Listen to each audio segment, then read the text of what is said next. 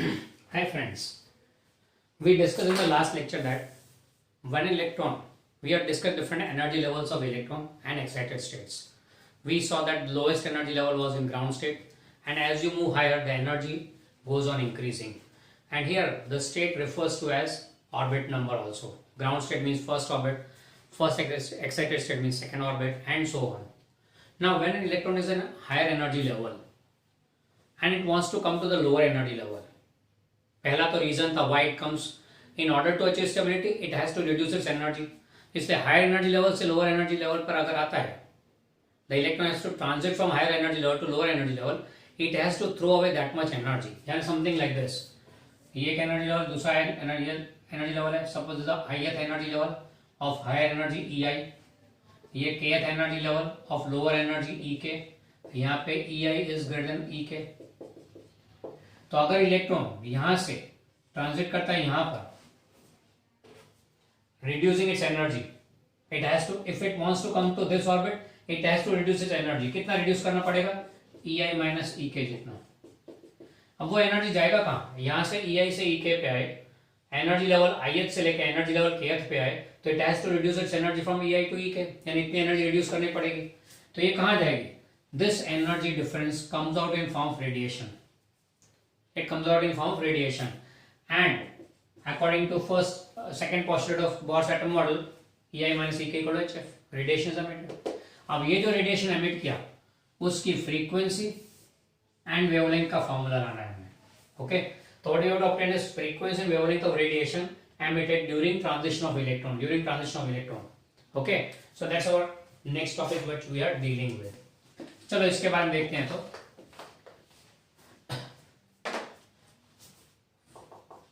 for an electron in ith orbit of higher energy.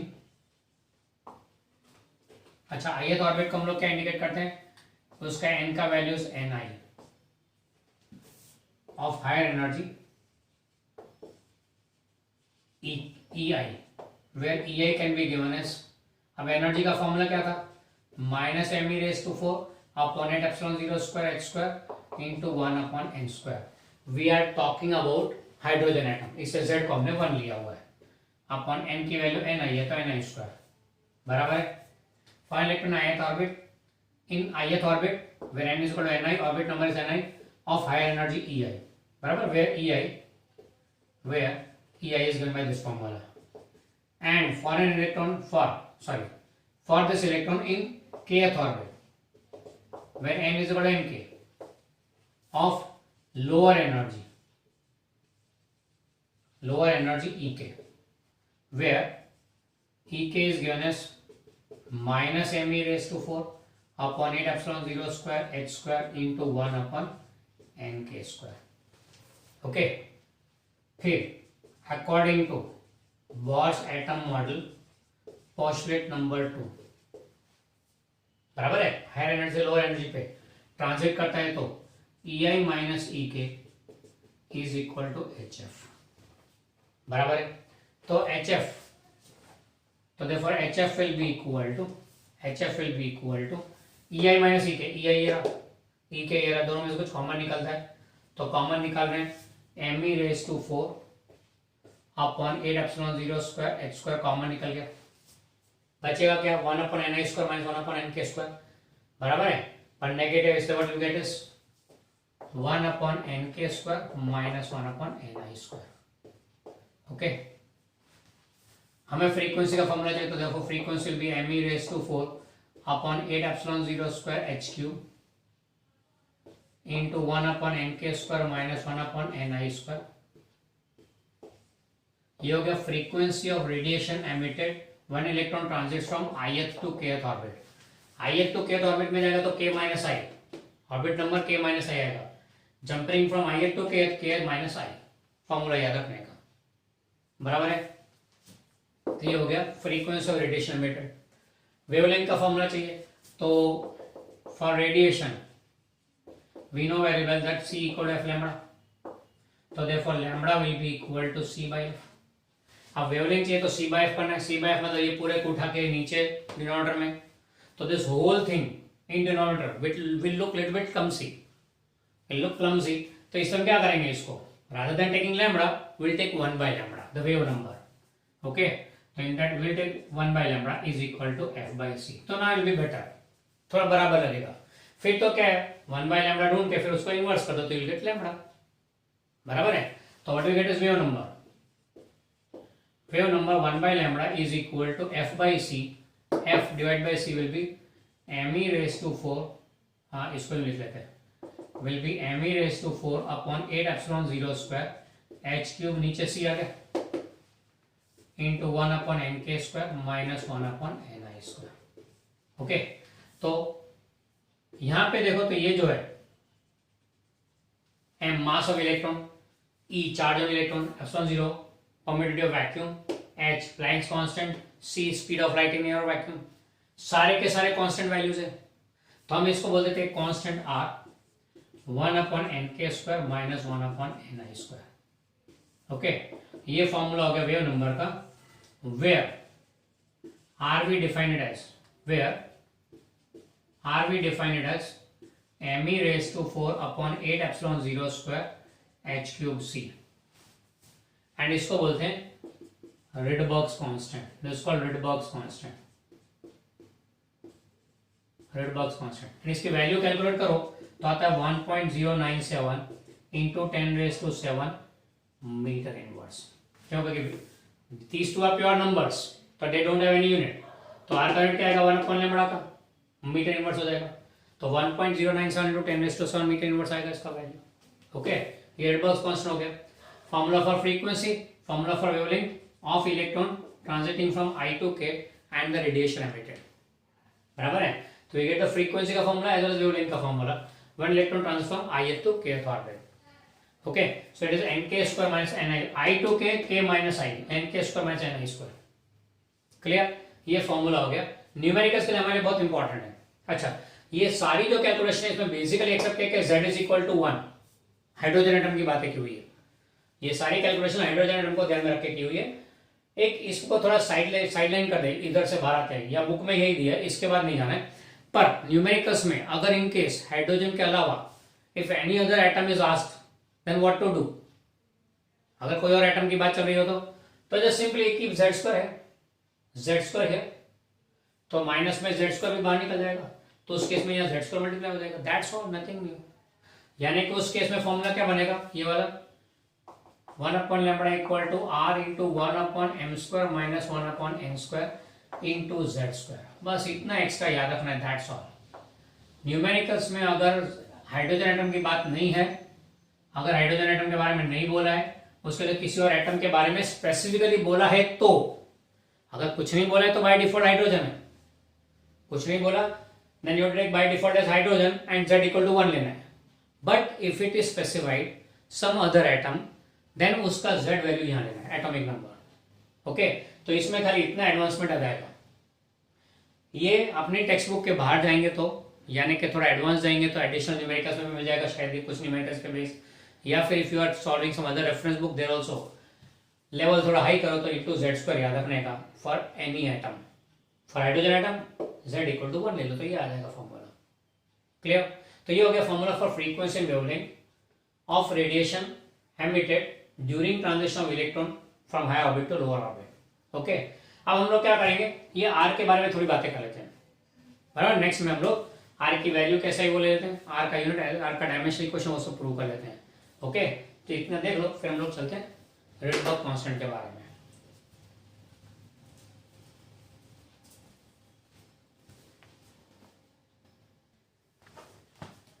Now let's go for Rydberg constant. Rydberg constant क्या था, तो 1 upon lambda formula था m e raised to 4 upon 8 epsilon 0 square h cube c into 1 upon n k square minus 1 upon n I square. This was the formula. In that the coefficient यानी कि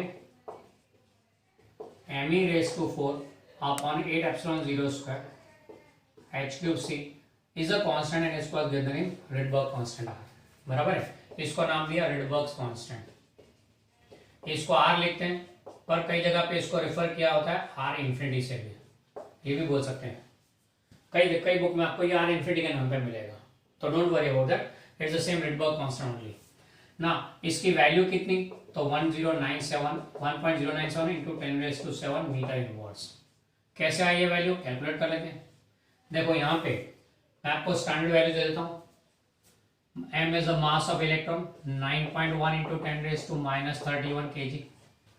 E is the charge of electron, 1.6 into 10⁻19 coulomb.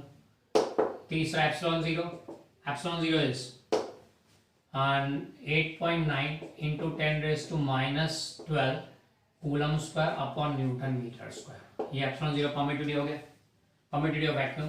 फिर H is the Planck's constant, 6.63 into 10⁻34 joule into second.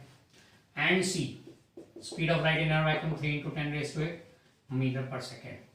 ये values यहाँ पे use करके you'll get a value near to this one. Exact ये तो नहीं मिलेगा, you'll get near to it, somewhere around 1.091 के 1.089 मिलेगा, not 1.097. क्यों ऐसा? When you will put these all values here, you'll not get exactly this value. क्यों? Rydberg ने इसे exactly ढूंढ के दिया था. He had taken exact values of these. हमने तो राउंडिंग वैल्यूज है, राउंडेड वैल्यूज लिए।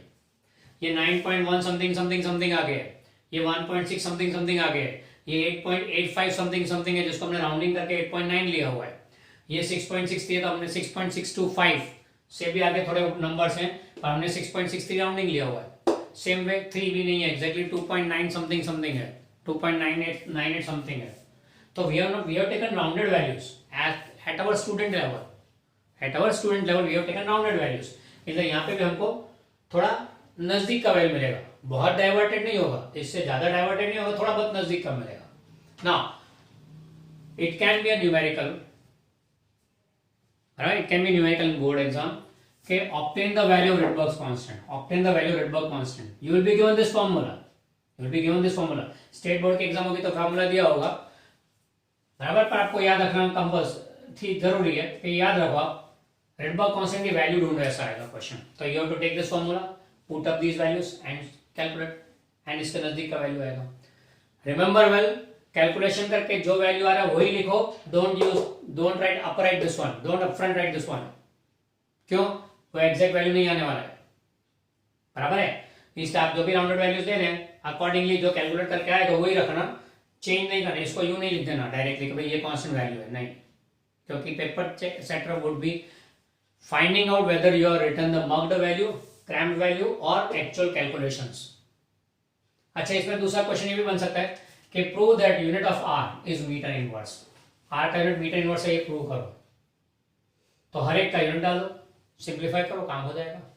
कैसे? तो देखो, unit of R Rydberg constant will be mass का यूनिट किलोग्राम, चार्ज का यूनिट यहाँ पे सारे यूनिट्स मैंने लिखे हैं, कूलम रेज़ टू 4 अपॉन 8 तो यूनिट लेस है, epsilon zero square, epsilon zero का coulomb square into upon newton metre square का होल स्क्वायर हुआ, h जूल इंटू सेकेंड का क्यूब, c मीटर पर सेकेंड। ओके, अब नीचे जरा सिंप्लीफाई कर लेते हैं, तो this will be kg into coulomb raise to 4 upon, ये हो जाएगा coulomb raise to 4 upon newton square metre 4 raise to 4। Joule को न्यूटन इंटू मीटर लिख लेते हैं, joule can be written as newton into metre, force into displacement, work done. तो joule को newton into metre लिखेंगे, तो newton cube metre cube second cube, okay, and into metre पर second. आप जरा सिंप्लीफाई करते हैं, देखिए क्या बचता है, cancellation cancellation, coulomb raise to 4 गया, न्यूटन स्क्वायर गया, न्यूटन बचा, केजी तो रह गया, मीटर 4 मीटर क्यूब, एक मीटर बचा, वो मीटर इधर कैंसिल हो जाएगा, मीटर क्यूब ने metre square, metre cube metre, ये मीटर 4 गया, कूलम 4 गया, मीटर 4 गया, सेकेंड 1 गया, 2 बचे, न्यूटन 1 बचा, यानी कि what you get is kg upon Newton into second square. Now friends, Newton यानी क्या? फोर्स का यूनिट, फोर्स यानी मास इंटू एक्सेलरेशन, यानी कि newton is kg into acceleration metre पर second square. Put the formula there, what you get is kg upon kg into metre पर second square into second square. And what remains is meter inverse. हो गया unit. ये 2 mark का question बन सकता है. Prove that unit of Rydberg constant is metre inverse. 2 mark का question बन सकता है. Same to same question dimensional equation के लिए भी आ सकता है. Prove that unit dimensional equation of R is metre inverse है ना. That is m0 l-1 t0. ये प्रूव करना है. तो क्या करोगे उसके लिए? इंडिविजुअली हर एक के डायमेंशनल इक्वेशन ढूंढ लो, फिर डाल दो फॉर्मूला में एंड सिंप्लीफाई करो. You get m0 l-1 t0. Okay. तो जैसे यूनिट के लिए प्रूव किया वैसे डायमेंशनल इक्वेशन. हाँ, खास ध्यान रखना, हर एक के इंडिविजुअल डायमेंशनल इक्वेशन ढूंढ के लिखना एंड फिर सिंप्लीफाई करना. Don't go directly. And secondly, ये प्रूव करके मीटर इनवर्स है देयरफॉर l-1, ये भी गलत मेथड है. Don't do that way. Unit prove करके फिर बाद में बोल दो as metre inverse therefore m0 l-1 t0. नहीं, डायमेंशनल इक्वेशन पूछा तो हर एक के डायमेंशनल इक्वेशन ढूंढ के इधर डालने, सिंप्लीफाई करने एंड ये लाना है. That is what is expected from you by the examiner. अगर आपने ये मेथड से ये करके बाद में लिख दिया, you will not get any marks. You will not get any marks. Okay. तो रीडबर्ग कांस्टेंट पर से इतने क्वेश्चन बन सकते हैं. एक तो ऑब्टेन इट्स वैल्यू, एक तो शॉर्ट नोट हो गया रीडबर्ग कांस्टेंट का. दूसरा ऑब्टेन इट्स वैल्यू. तीसरा prove that unit is metre inverse. चौथा prove that dimensional formula is m0 l-1 t0. ये 4 क्वेश्चन इसमें से बन सकते हैं. ओके. ये नोट कर लेना. एक का आंसर तो मैंने आपको दे दिया, दूसरे का वैल्यू यहाँ लिखा हुआ है. वैल्यूज आपके पास में, सिंप्लीफाई करना आपका हाथ में है. Okay.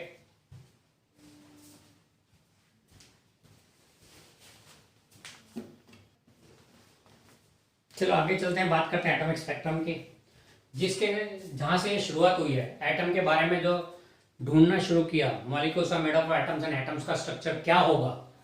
The base was atomic spectrum. The spectrum obtained from the radiations which are coming out of some atomic substance.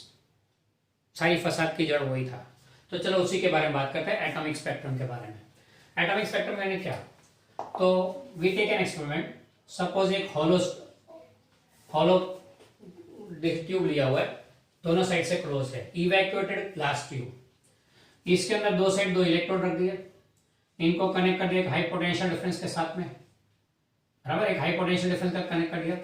फिर इसके अंदर इवैक्यूएट था ना, उसके अंदर एक गैस भर दिया, एटॉमिक गैस भर दिया. N atomic gas is filled in this tube and a high potential difference applied. Now when a high potential difference applied here, high voltage is applied here, what we find is that in the gas discharge occurs and radiations are emitted. Discharge occurs and radiations are emitted. बराबर है. यहाँ पे atomic gas भरा हुआ है, इस tube को बोलते हैं gas discharge tube. This tube is called gas discharge tube. And जो फिनोमेनन होता है उसको बोलते हैं गैस डिस्चार्ज. तो when a high potential difference applied to an atomic gas filled in a gas discharge tube, discharge occurs and radiations are emitted. जो radiation emit होते हैं उनको पास करते हैं प्रिज्म से, तो वी गेट स्पेक्ट्रम. यहाँ स्पेक्ट्रम मिलता है हमको, कलर बैंड स्पेक्ट्रम मिलता है. And this spectrum is called atomic gas से रिलीज हुआ है, इसलिए इसको बोलेंगे एटॉमिक स्पेक्ट्रम. Atomic spectrum. अब ये स्पेक्ट्रम कैसा होता है, तो यहाँ स्क्रीन पे जहां प्रिंट कर रहे हैं इसको स्क्रीन पे, तो स्क्रीन पे देखने को मिलता है there are lines, different colour lines are there. यानी this spectrum is obtained in form of lines and these lines are called spectral lines. ये लाइन स्पेक्ट्रम है, तो यहाँ जो मिलता है उसको स्पेक्ट्रल लाइंस बोलते हैं. नाउ ये स्पेक्ट्रल लाइंस जो है, हर एक line pertains to a particular frequency और wavelength. Each line of the spectrum यानी each spectral line is pertaining to a particular frequency और wavelength which is emitted due to transition of electron from one orbit to second orbit. यानी यहाँ पे जो lines मिलती है, हर एक लाइन एक यूनिक फ्रीक्वेंसी और वेवलेंथ का करस्पॉन्ड करती है. मतलब क्या हुआ कि every line is connected to each spectral line. Every line is connected to unique frequency. Every radiation उसकी फ्रीक्वेंसी के हिसाब से अलग अलग लाइन है. एंड वो फ्रीक्वेंसी या वेवलेंथ कैसे ऑब्टेन करेंगे, तो याद है ना formula, 1/λ equal to r into 1/n² minus 1/ni². ये वेवलेंथ मिलेगा हर एक का. क्यों? क्योंकि इलेक्ट्रॉन जंप कर रहा है ऑर्बिट से लो ऑर्बिट, इसलिए रेडिएशन एमिट हुआ, उसी रेडिएशन की लाइन है ये. तो लाइन को ये जंपिंग को इंडिकेट करती है I2 के. तो each line indicates a unique jumping of electron from higher orbit to low orbit. बराबर है. अब इन लाइन में से कुछ लाइंस को ग्रुप करते हैं हम लोग, we group certain lines, this group of lines has a special characteristic, क्या कि ये जो ग्रुप के जो मेंबर्स है lines, the member lines of this group are obtained from the radiation which are emitted when electron transits from any orbit to one given orbit, one particular orbit. जब electrons are jumping to a particular orbit तो जो radiation emit हुए, जो lines मिली, वो lines एक group form करती है and उस ग्रुप को बोलते हैं स्पेक्ट्रल सीरीज। तो स्पेक्ट्रल सीरीज यानी क्या?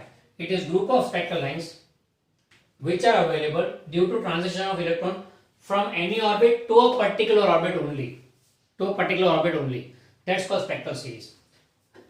ऐसे सबसे पहली स्पेक्ट्रल सीरीज बामर ने ऑब्जर्व की थी, हाइड्रोजन स्पेक्ट्रम में, and therefore that is called बामर series. उस सीरीज को हम लोग बामर सीरीज बोलते हैं। ये बामर ने ऑब्जर्व किया था हाइड्रोजन स्पेक्ट्रम में, एंड हाइड्रोजन स्पेक्ट्रम में उन्होंने क्या देखा था कि it is jumping to electron transits to, jump तो नहीं बोलेंगे, टेक्निकल लैंग्वेज बोले तो ट्रांजिट्स टू सेकेंड ऑर्बिट। तो सारे जंपिंग सेकेंड ऑर्बिट थे। फॉर्मूला क्या बनेगा देयरफॉर? तो general formula in this case 1 upon lambda equal to r into 1 upon jumping to second orbit, तो 2 हो गए fix, from any other orbit, from n square, from any orbit where n is equal to 3, 4, 5, 6 and so on, where n is equal to 3, 4, 5, 6 and so on, बराबर है। तो electron कहीं से भी jump करे, third, fourth, fifth, six orbit से second orbit पे, तो जो रेडिएशन एमिट होंगे उन रेडिएशन का वेवलेंथ या frequency will B part of this बामर series. चलो देखते हैं क्या फ्रीक्वेंसी, एन के अलग अलग वैल्यू लेके देखते हैं क्या मिला वैल्यू। तो अगर n इक्वल टू 3 लेते हैं तो electron is jumping from third orbit to second orbit. Balmer series का ये जो मेंबर है उसमें electron is transiting from third to second orbit, and उस केस में लैम्बडा मिला कितना? तो lambda find came out to be 6563 angstrom, 6563 angstrom, and इसको नाम दे दिया H अल्फा लाइन, एंड इसको लैम्बडा अल्फा बोल दिया। तो हो गया H alpha line of Balmer series, H alpha line of Balmer series. फिर n इक्वल टू 4 ले लो, तो jumping from 4 to 2, lambda beta बोल देंगे इसको, ये मिला 4861 एंगस्ट्रॉम, 4861 एंगस्ट्रॉम, एंड इसको नाम दे दिया H बीटा लाइन। तीसरा n इक्वल टू 5 लिया, तो जंपिंग फ्रॉम 5 टू 2 हो गया, लैम्बडा गैमा बोल दिया, इसके मतलब 4341 एंगस्ट्रॉम, बराबर 4341 एंगस्ट्रॉम, एंड उसके अंदर हम H gamma line. n equal to 6 ले लो, तो जंपिंग फ्रॉम 6 टू 2, इसको दे lambda delta line, that is ये आया 4102 एंगस्ट्रॉम, एंड इसको नाम दे दिया H delta line, and so on चलते गए n इक्वल टू इन्फिनिटी, यानी बाहर से सीधा jumping to second orbit, lambda infinity बोल दिया 3646 एंगस्ट्रॉम, एंड इसको ने इस लाइन को नाम दे दिया H इंफिनिटी लाइन।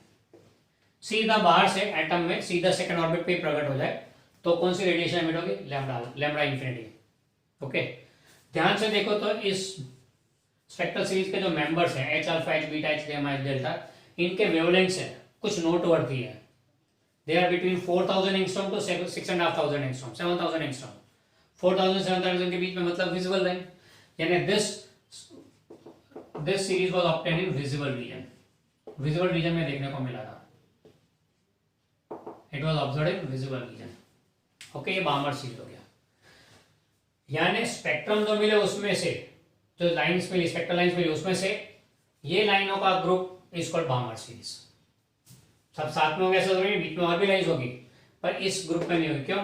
ये ग्रुप कौन सा है? When electron jumps to second orbit only. तो जब इलेक्ट्रॉन सेकंड ऑर्बिट पे जंप करेगा तो जो रेडिएशन एमिट होगा वो रेडिएशन का जो वेवलेंथ है वो इस बामर सीरीज में आएगा, that radiation will be a part of Balmer series.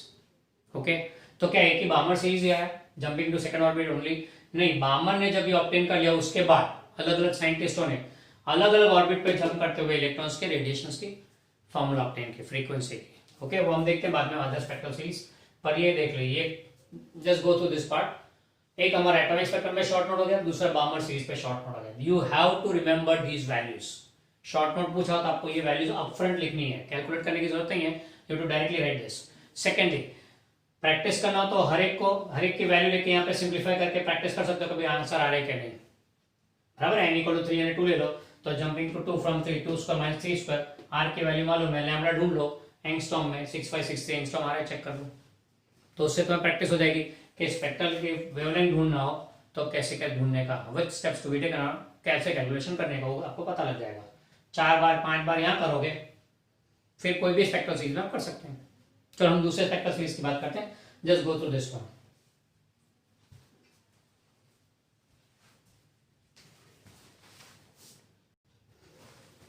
Friends let's go on for next, that spectral series. अब यहाँ पे मैंने कुछ कॉलम्स बनाए, जल्दी समझ में आए, इजीली समझ में आए, उसके लिए टेबुलर फॉर्म ले रहे हैं। In the first column will be writing the name of the series, second column में लिखेंगे कौन से रीजन में देखने को मिलता है, थर्डली जंपिंग टू ऑर्बिट, कौन से ऑर्बिट पे जंप कर रहा है, कहां से जंप कर रहा है, फ्रॉम ऑर्बिट, इसको हमने एम और एन बोल दिया, and general formula for that particular series. सबसे पहले लेते हैं jumping to orbit number 1 from 2 3 4 5 and so on, यानी जनरल फॉर्मूला क्या बनेगा, 1 by lambda equal to r into 1 upon 1 square minus 1 upon n square. Okay, jumping to first orbit, general formula याद होगा कि 1 upon lambda was r into 1 upon n k square minus 1 upon n I square. Jumping to, jumping from, तो यहाँ jumping to 1 है from n, where n is 2 3 4 5 and so on. Okay, इस line spectral series को बोलते हैं Lyman spectral series, Lyman series, we call it Lyman series. Whenever electron jumps to orbit number 1 from any orbit, then it is said to be member of, the radiation is said to be member of Lyman series. If jumping to second orbit from third, fourth, fifth, sixth and so on, general formula 1 upon lambda equal to r into 1 upon 2 square minus 1 upon n square. Okay, तो ये बन जाएगा बामर series, ये हमने आगे पढ़ लिया था। फिर आता है jumping to orbit number 3 from 4 5 6 7 and so on, general formula accordingly 1 upon lambda equal to r into 1 upon 3 square minus 1 upon n square.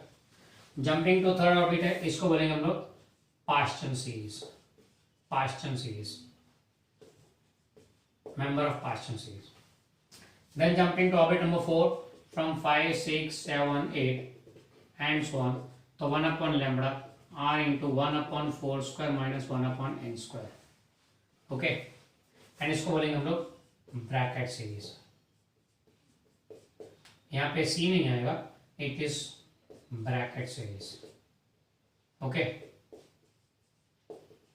And फिर jumping to orbit number 5 from 6 7 8 9 and so on, general formula 1 upon lambda equal to r into 1 upon 5 square minus 1 upon n square, बराबर है, and ये हो जाएगा member of Pfund series.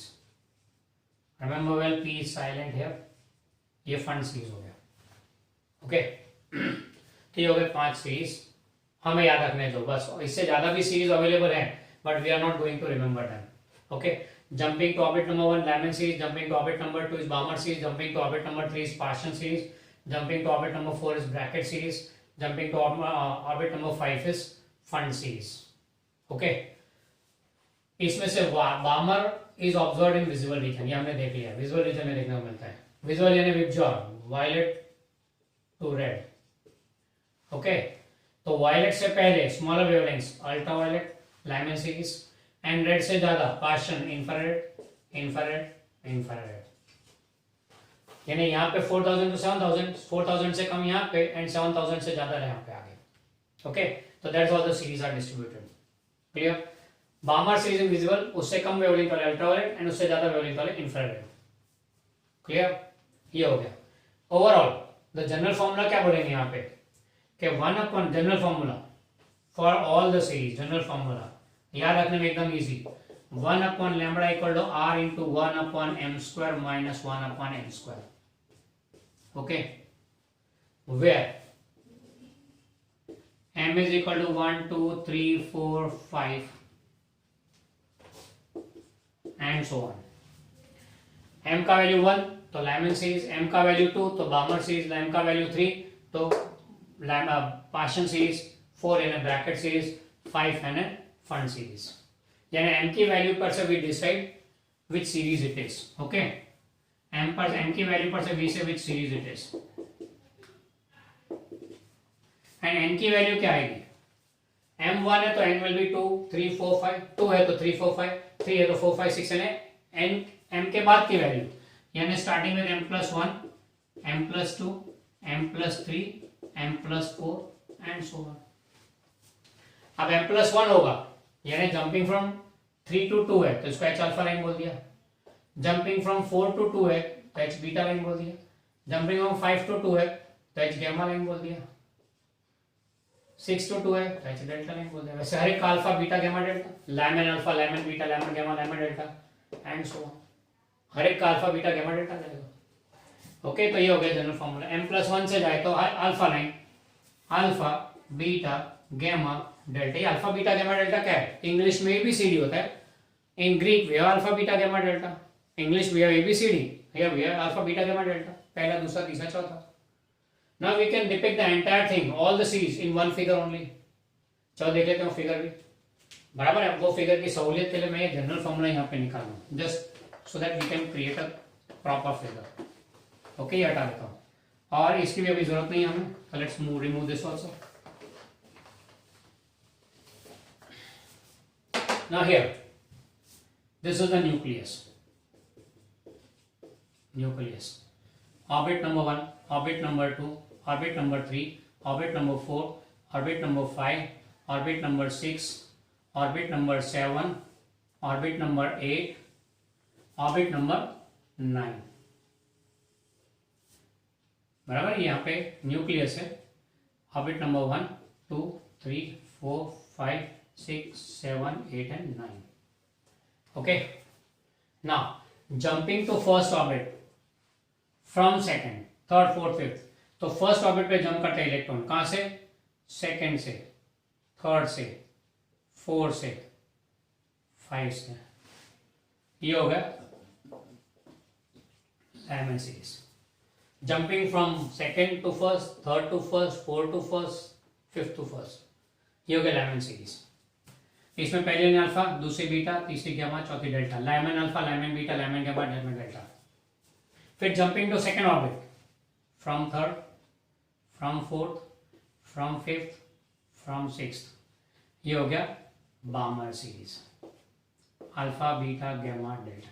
बामर series hydrogen spectrum में इसलिए alpha H beta H gamma H delta, सारी के सारे जो कि हम लोग हाइड्रोजन स्पेक्ट्रम को ध्यान में रख के बात कर रहे हैं। फिर next jumping to third orbit from fourth, from fifth, from sixth, from seventh, ये हो गया पास्चन सीरीज। फिर jumping to four from 5, from 6, from 7, from 8, ये हो गया ब्रैकेट सीरीज। फिर jumping to fifth from 6, from 7, from 8, from 9, ये हो गया फंड सीरीज। ओके, खास ध्यान रखें सारे एरोस सेंटर की तरफ, न्यूक्लियस के सेंटर की तरफ सारे एरोस आएंगे, याद रखना सारे arrows towards the centre of nucleus. हर एक का alpha beta gamma delta, alpha beta gamma delta, alpha beta gamma delta, हर एक के लिए। इसलिए question can be this way कि obtain the wavelength of beta line of Pfund series, obtain the wavelength of beta line of Pfund series. Pfund series का ये alpha ने beta, ये हो गया बीटा। कौन सा ऑर्बिट पे जंप हो रहा है, जंपिंग टू 5 फ्रॉम 7, तो 7 to 5 जंपिंग